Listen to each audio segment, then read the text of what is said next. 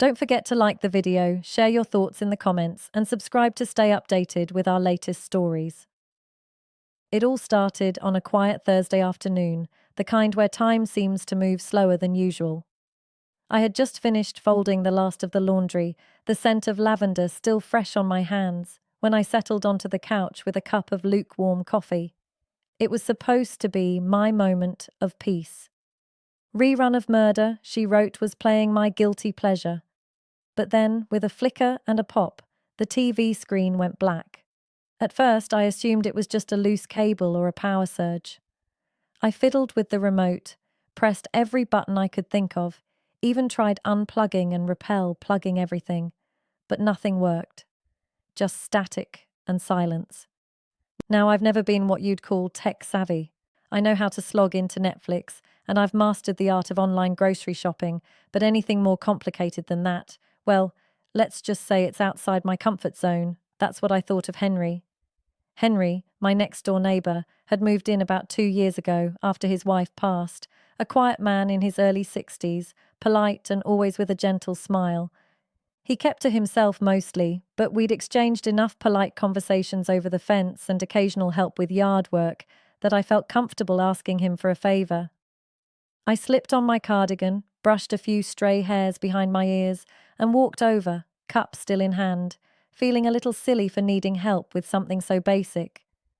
His house looked just like mine, modest, well-kept, a garden out front that bloomed with those tiny blue flowers I could never remember the name of. I knocked lightly on the door. After a moment, I heard the sound of footsteps, slow and steady, and then the door creaked open. "Hi, Henry," I said, smiling. "Sorry to bother you, but I think I've done something to my TV, and well, I was wondering if you might take a look." He blinked a few times, caught off guard. "Maybe." Then his face softened. "Sure," he replied. "Let me grab my shoes." Back at my house, he stood in the living room looking over the tangled mess of cables behind the TV, while I stood nearby trying not to hover. "You know," he said with a chuckle, "you've got half of Best Buy plugged in back here." I laughed, maybe a little louder than necessary. "That sounds about right. My son set it up before he moved, and I've been too scared to touch it." He crouched down, fiddled with a few things, and within minutes the screen blinked back to life. The familiar music from my show filled the room, and I let out a relieved sigh. "There we go," he said, wiping his hands on his jeans. "Just a loose HDMI connection?" "H what?" He smiled. "Never mind." I offered him coffee as a thank you, and to my surprise, he accepted. We sat in the sunroom, the one I always kept neat but rarely used. The late afternoon light streamed in through the glass panels, casting warm patterns on the wooden floor. "Never come in here," I confessed, handing him a mug. "Feels like a room meant for someone else's life." He sipped slowly, looking out at the backyard. "It's nice. Peaceful." We talked for a while about nothing and everything learned. He used to teach high school shop class. He told me how quiet the house had been since his wife passed. He showed he'd started wood carving to fill the time. I listened more than I spoke, but there was comfort in that too.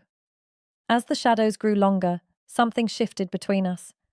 A kind of stillness, not awkward but tender. The kind of silence you don't need to feel. He looked at me, then not in that overt, obvious way, but with a kind of gentle focus that made me feel seen. It had been a long time since someone looked at me like that, really looked. Not as a mother or a neighbour or a widow, just me. I cleared my throat and stood, breaking the moment. "Well, I guess I should let you get back to your evening. Thank you again, Henry. I'd have gone mad without my shows." He stood too, lingering a beat before nodding. "Any time," he said. "You know where I am." As I closed the door behind him, I leaned against it for a moment, heart quietly racing. It was just a neighbour helping with the TV, right? And yet something about it didn't feel so simple. The next few days passed uneventfully, though I couldn't quite shake the odd flutter that had taken up residence in my chest. Every time I walked past the sunroom or flipped through TV channels, I found myself thinking of Henry. Not in a giddy school sort of way, but more like a familiar melody. I couldn't quite place, soft, lingering. I hadn't expected him to come by again. It was a one-time favor, neighborly gesture. But on Sunday morning, as I stepped out to tend to my roses there, he was kneeling by his garden with a trowel in hand, wearing a baseball cap a little too big for his head, and humming something under his breath. I hesitated. He looked peaceful, like someone wrapped in his own quiet world. But then he looked up and caught my eye. "Morning," he said, smiling. "Morning," I echoed, brushing my palms on my jeans. "Glad that the tulips are coming in nicely." He glanced over at them. "Yours always come in first. Must be your magic touch." I laughed, though I felt my cheeks warm a little, or beginner's luck. I still Google how to prune every spring. He stood up and dusted off his hands. "Listen, I was wondering, I made too much stew last night. Would you be interested in helping me get rid of the leftovers? I'd hate to waste it." I hesitated, not because I didn't want to. Truthfully, I hadn't had company at my kitchen table in a long time, but because something about his offer felt more meaningful than it should have. Still, I nodded. "That sounds lovely." Later that afternoon, I found myself sitting in his kitchen, a bowl of homemade beef stew steaming in front of me. The space was cozy, lived in. A couple of birdhouses sat on the windowsill, and photos of his kids and grandkids lined the top of a small hutch. We talked over lunch, and this time the conversation dug a little deeper. He told me about his wife, Janet, how they met in college, how she used to make peach cobbler every Sunday, how cancer took her too fast. I shared bits about my own late husband, the years of slaughter and frustration and compromise, about the quiet house he left behind, and how the silence had a way of settling into the walls. There was a moment where we just looked at each other. No words, no explanation, just understanding. Two people who had weathered life's storms and were still standing still, showing up, still trying. "Do you ever feel like you're waiting for something?" I asked him quietly, not even sure why the words came out. Henry set his spoon down and tilted his head slightly. "I used to. Then I realized maybe it wasn't something I was waiting for, but someone." I swallowed hard. There was nothing suggestive in his tone, nothing forward or pushy, just a simple truth spoken gently. And somehow that made it even more disarming. After I helped clear the dishes, I lingered by the door a moment longer than necessary. "Thank you," I said. "Not just for the stew, for the company?" He gave me that soft smile again, the one that didn't try too hard. "You're always welcome here." I nodded, feeling a strange ache beneath my ribs. Not sadness exactly, something deeper, something like hope. As I walked back to my house, I noticed how the wind rustled the trees just slightly, how the afternoon sun had dipped into that golden glow I always, 8 hours, 8 minutes, loved. There was no dramatic music, no fireworks, no sweeping gesture, just the faint sense that something had shifted between us. Something small, but real. And that night, as I curled under my blanket and the TV flickered in front of me, I didn't pay much attention to the show. My thoughts were back in that warm kitchen and with the man next door. The next week brought with it a strange, comforting rhythm. Henry and I didn't make formal plans. There were no scheduled dinners or pretense of decreed duties. It was more like a quiet agreement. Some evenings I'd catch him sitting on his porch with his car tools and a mug of tea, and I'd wander over pretending I just happened to be passing by. Other times he'd drop off a few tomatoes from his garden or a slice of something he'd baked. Banana bread, cornbread, things that tasted like time and care. We didn't talk about what was happening between us, but it was there in the way he'd look up before I even knocked, or the way I'd find myself brushing my hair or changing my blouse before stepping outside. One evening, just after dinner, I heard a knock on my door. It startled me. Henry usually waited for me to come over, and I found myself oddly nervous as I opened it. There he stood holding a small wooden box in his hands. "I was working on this," he said, eye scanning mine, "and I don't know. I just thought maybe you'd like it." He handed it to me with a kind of quiet reverence. It was smooth to the touch, carved from cherry wood with a delicate flower etched into the lid, one of those blue ones from his garden. I ran my fingers over the design, heart fluttering. "It's beautiful," I whispered. Henry didn't know what to say. He shrugged slightly, but his eyes were full of something unspoken. You don't have to say anything." I invited him in. The house smelled like cinnamon from a candle I'd lit earlier, and the lamps cast a golden over everything, making the room feel softer, warmer. We sat in the sunroom again, and this time I brought out 2 glasses of wine. I don't usually drink during the week, but tonight felt different, like something deserved to be toasted. 7, if we didn't name it. "You're very talented," I said, nodding toward a box. He chuckled. "It keeps my hands busy. Helps me think." "What do you think about?" I asked, not quite looking at him. There was a pause. "You," he said quietly. Looked up, heart soaring. There it was. I don't know what I expected in that moment. Maybe I'd laugh it off. Maybe I'd change the subject or pretend I hadn't heard him, but I didn't do any of that. Instead, I said, "I've been thinking about you too." We sat in silence after that. The kind of silence that doesn't need to be filled.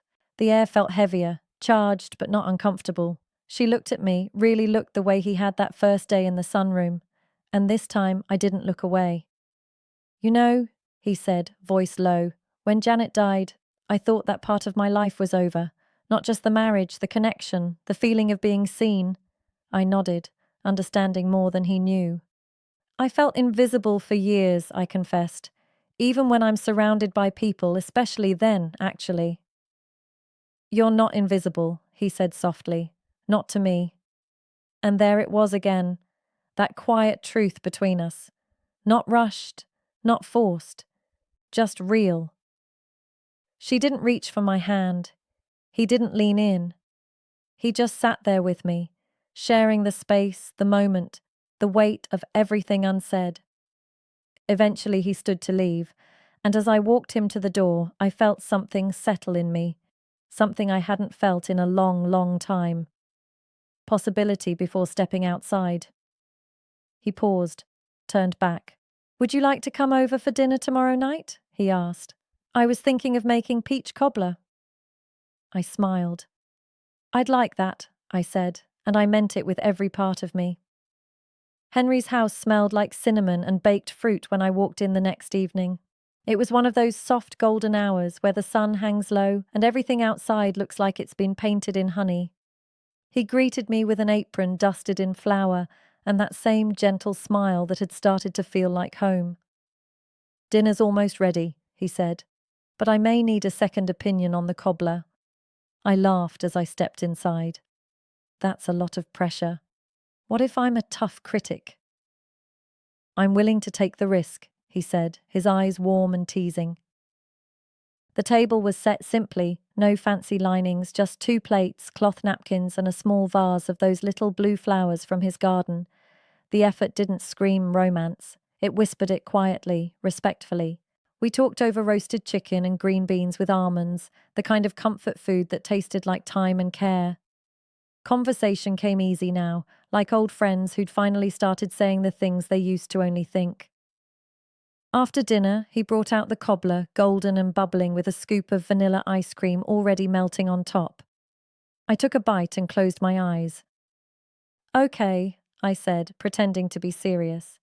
"This may be the best peach cobbler I've had since 1994. Henry laughed. "I'll take that as a win." We moved to the living room afterward, where the lights were low and an old jazz record played faintly in the background. I sat on the couch and he sat beside me. Not too close, but closer than before. We didn't talk much. We didn't need to. There was a comfort in the silence, a kind of peace that comes when 2 people stop pretending they're strangers to each other. At one point she turned to me, voice soft. "I hope this doesn't sound foolish, but I like being around you. It feels easy, right?" I looked at him for a moment, at the faint lines around his eyes, at the way his hands rested calmly in his lap, at the man who'd shown up in small ways that had somehow changed everything. "It doesn't sound foolish," I said. "It sounds true." He reached out then, not boldly, not dramatically, just offered his hand between us, palm up. Like a question, I placed mine in his warm, steady, familiar. We sat like that for a long time. No rush, no need to name anything. Eventually, I leaned my head on his shoulder and he let out a breath. I didn't know he'd been holding outside the world. Continued on, cars passing, a dog barking in the distance, the last birds calling it a night. But inside, it felt like time paused just for us. A few weeks later, things didn't change overnight. We still lived in our own houses, still had our own routines. But now there was a quiet thread tying our days together. Morning check-ins, shared meals, the occasional laugh over how much I still didn't understand about HDMI cables. There were no declarations, no big promises, just presence. And oddly, that felt like enough, more than enough.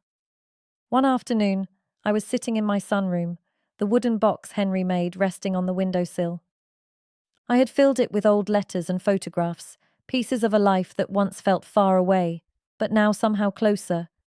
I watched the sunlight hit the lid, bringing out the grain in the wood, the flower carving catching the light.